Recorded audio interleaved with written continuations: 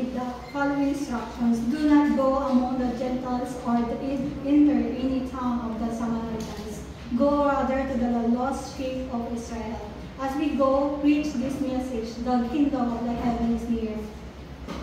Heal and sick, rise and the deaf, raise those who have leprosy, drive out demons. Freely you have received, freely. Do not take along any gold and silver or copper in your bags. Take no bag for the journey, or extra tunics, or sandals, or the staff for the worker in the work to keep his feet. Whatever town or village you enter, search for some worthy person there and stay at his house until you leave. As you enter the home, give in your greetings. If the home is deserted, let your peace rest on it. If it is not, let your peace return to you. Chapter 14. If anyone will not welcome you or listen to your words, shake the dust off your feet when you leave that home or town. Amen. Let's prepare our hearts and mind and soul as we listen for the sermon of Revelation entitled Jesus sent the 12 to the lost sheep of Israel.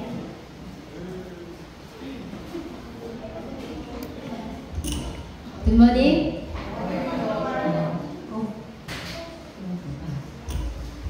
How are you? It's starting October. I wish you are more strong and strong for live as October. Then, should be our mind. I am with Jesus Christ. So, He will guide me. He will protect me. So, you will be surely strong. Amen. Today, I just share about the Matthew's time, how Jesus called. Like here, Jesus called his disciple, how many? 12. 12 disciples be with him. He was share the gospel with disciples. Then he saw Jesus' motive.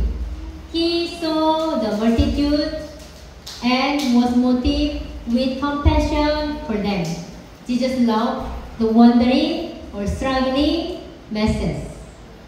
Not only this, also of course compassion of the Lord. And Jesus was moved to begin this training mission because of their inevitable judgment. So Jesus called disciples and with them.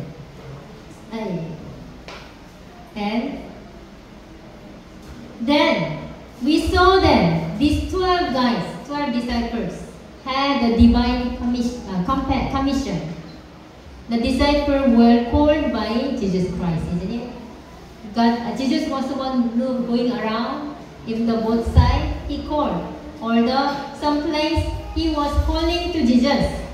So they became 12. And then the disciples were called by Jesus, and they know God incarnation and in His sovereignty. They weren't just looking for a job. They are not looking for a job from the Lord, from the Jesus Christ. When they called, they left everything in their job and then followed. Can you do it? Now, who are good in work? Who are good in work? Maybe Cherian, you ask it. Jesus said, Cherry, you join me, follow me, then you will say yes. Sure, your children you left and then your work, of course, you will excuse and you will go. If Jesus, then if pastor saying, will you go? No. Yes? Thank you very much. Either you or not, but I think so. Honestly, when I ask, oh please leave and then join me, then you will be hardly say yes. See? Because you have family and you have your work and you have to go to school. Then still you will excuse. Maybe it is really hard. But in that time, disciples, they are left and to follow. So I think they have really love the Lord and their heart.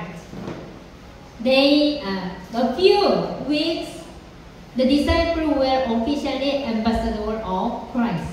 They follow and then they share the gospel. Even there's authority. Jesus was the one giving the miracle. Some disciples also follow.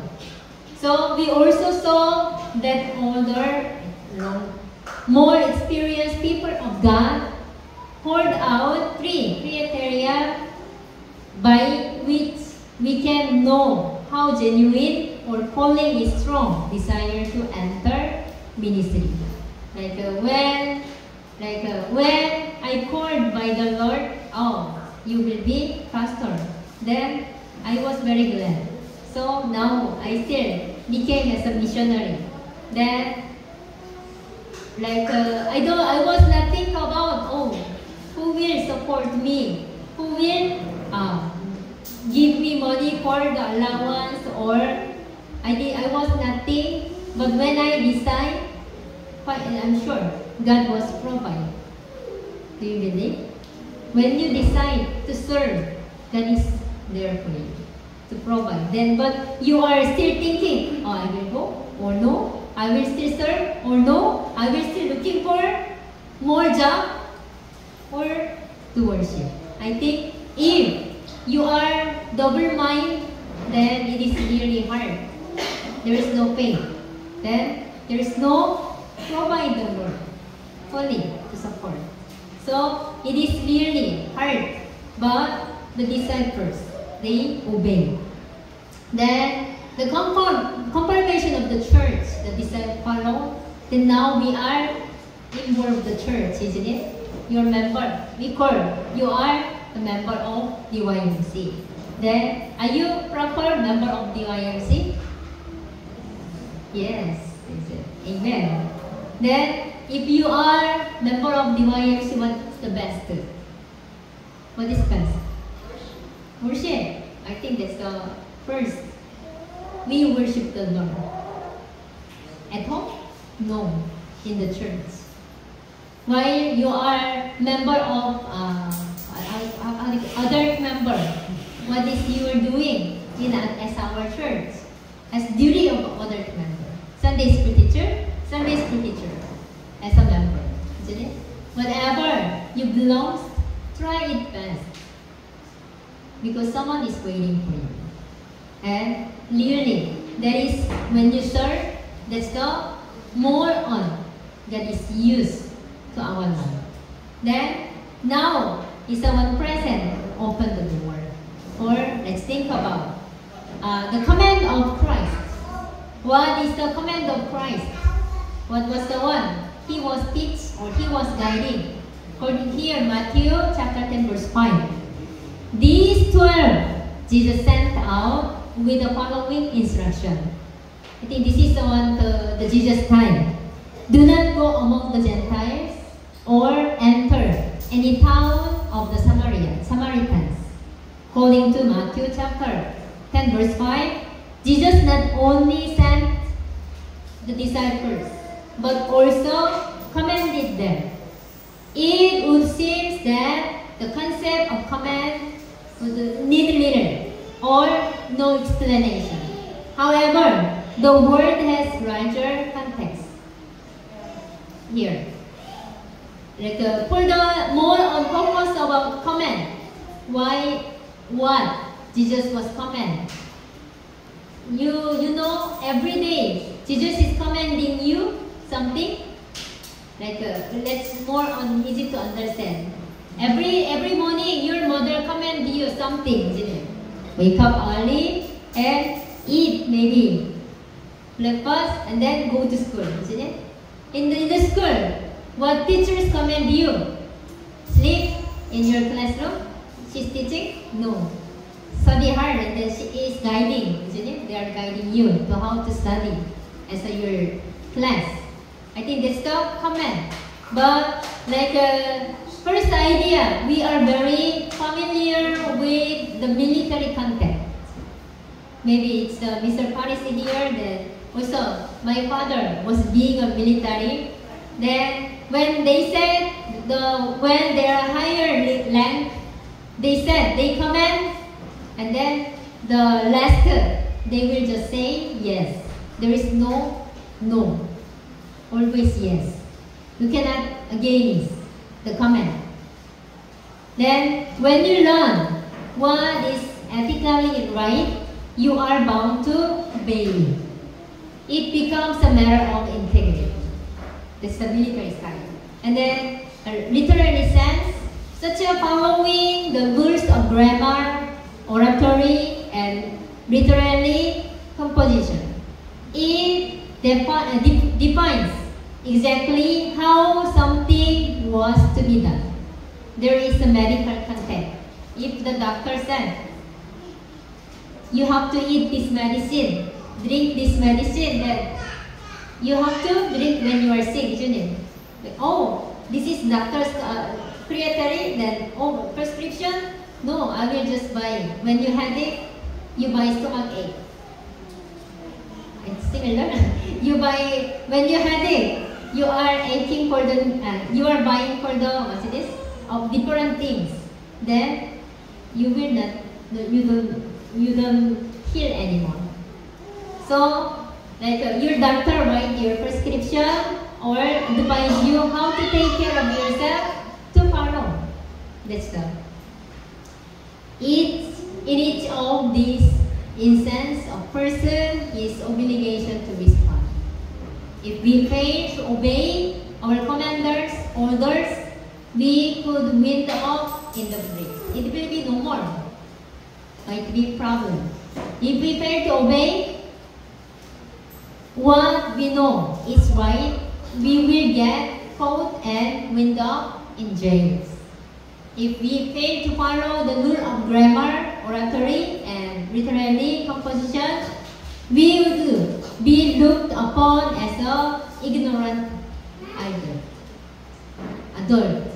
So if we fail to follow our doctor's advice, we could be very sick. I think that's the one, if you are the follower. So, our commission is from the Lord, not from doctor or teachers. Imagine the Lord is ordering to you, command. We are soldiers and He is the commander. We are court and He is the judge. We are students and the Lord is the teacher. We are patient and the God is the medical doctor, physician. And I said that we are obligated to respond to Christ's command. So, what is the appreciate? Respond. More than anything, God simply wants you willing to obedience. Do you obey the word of God? Do you want to obey? Well, should be every moment. What is the right for the Lord? What is the command from the Lord? We are servants under divine commission. All of us have been commissioned in some sense, some officially as a witness, evangelists, and pastors, and members. But we all are obligated to obey Christ for to represent Him in this world. Nowadays, let's see now. The disciple was representative Jesus. But in that time, Jesus was with them. So they're more comfortable. Now, Jesus was the one to reign. And now He's the one to be the representative of Jesus. So, we have to wear attitude, wear to word, wear to do, live as a instead of Jesus Christ. Do you look like Jesus Christ? Amen. Oh, I look like me, not Jesus Christ. But your heart and your mind, your soul looks like Jesus Christ, representative. So, what is the one we have to note here? Jesus is the central objective. Nowadays, when we live as a Christian, how we can say Christian? when we have Jesus inside, Jesus is centered inside, we are surely the Son of God and children of God. And we are disciples of God. So Matthew chapter 10 verse 6, go rather to be lost sheep of Israel.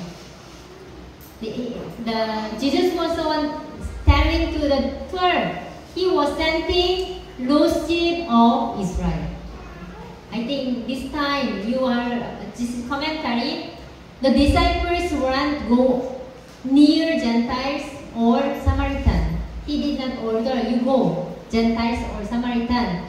Instead of that, you go rather lost sheep of Israel. This plan illustrates how God gives people a central focus and very clear, limited objective. So maybe you have to think about, where has Christ placed us? Where? Look out, isn't it? In your place, in your working place, in the church. I think nowadays, I'm Korean, but not in Korean. In Lugao, I assign. This is the one to my place for the share the gospel. What is your goal? What is your goal? Share the word of God, isn't it? That's our goal. What is our ministry? What is your ministry? As a other, as a youth, it's different, isn't it? You have your own ministry, and you have feeding ministry, but the very best is for share the gospel. I think that's the best. We provide a safe environment for children to learn of Christ's love for them in DYMs. So very important also, Sunday school teachers. And we open the ministry to those who are called minister in this capacity. So now we have to focus. We can mission in Thailand, we can mission in other place, but main is here, residing place. So, your mind should be here, not outside. Amen. And why did Jesus limit the scope of the disciples' mission? In that time, they are just limited. Don't go Gentile or Samaritan. You go to the Israel, those sheep. You look for them and care them, share the gospel. Jesus apparently to Joseph as a carpenter, isn't it? His father, Jesus' father. And Joseph would never have given any of the boys in family a very sharp tool. Had them begun to build something. What they do as a shepherd, they feed sheep, isn't it? So, should be supposedly Jesus was the one to shepherd. He was take care of the sheep in the time. But he would taught them how to use the tool. Of course, no, it was not. Then he would have given them simple tasks, judging each step until the boys had mastered the skills. So, the Gentiles and Samaritans did not have the background of the Israelites. This is a commentary for in that time. Just imagine, go back to 24 years ago. Jesus come and then he was shared, but the Gentiles and Samaritans was not know about the word of God well. Then a Jewish child, Israelite, was educated in synagogue school and taught the law, Psalms, and the prophet. They knew the promise of Scripture, promise of God. They knew the covenant. They knew the prophecies. The Samaritan honored only the first 5 books of Bible. What was that? Genesis, Leviticus, Numbers, and Deuteronomy, Psalms, and prophet. They are not much known, and the religious only. Then 4, the time very fast after Jesus died. Then after Jesus died, it's open for the Gentiles through Apostle Paul. So we call Apostle Paul is first missionary. He go, I told you last week, isn't it? Paul was the one walking with riding horse, I don't know, it's by bus, 9 hours, 3 hours. They are really wide, but he go and then build a church, and then he wrote letter, even though from the Italy, I think it's really wide. Nowadays, they are like, I must say, airplane or bus, but in the time there is nothing. But he was the one to share the gospel from the very far to Gentiles, not in Israel. So, the gospel message was for everyone after Paul. And the Jewish, Samaritans, even the Gentiles, even in Korea or the Philippines. The Jew first means in time, not in important.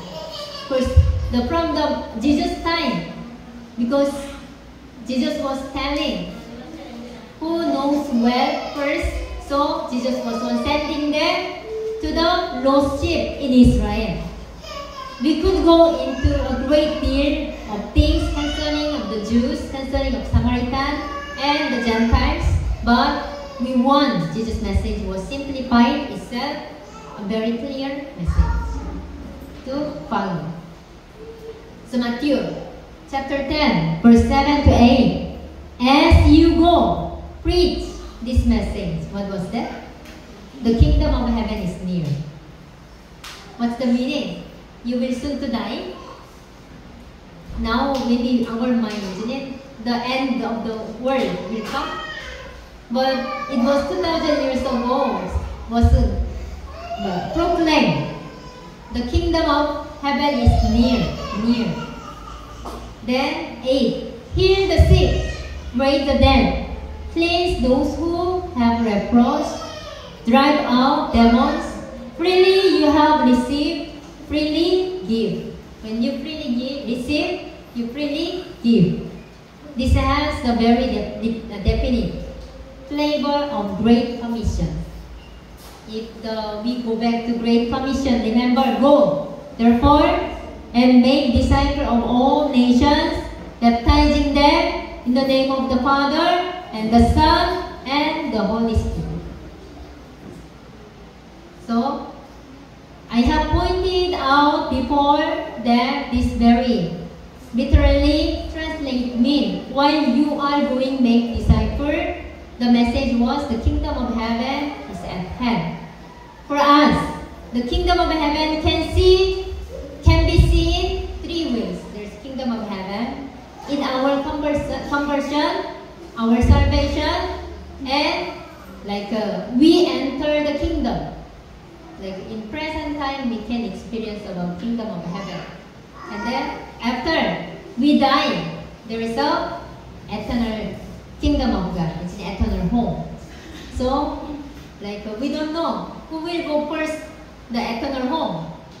Isn't it? So we have to be prepared.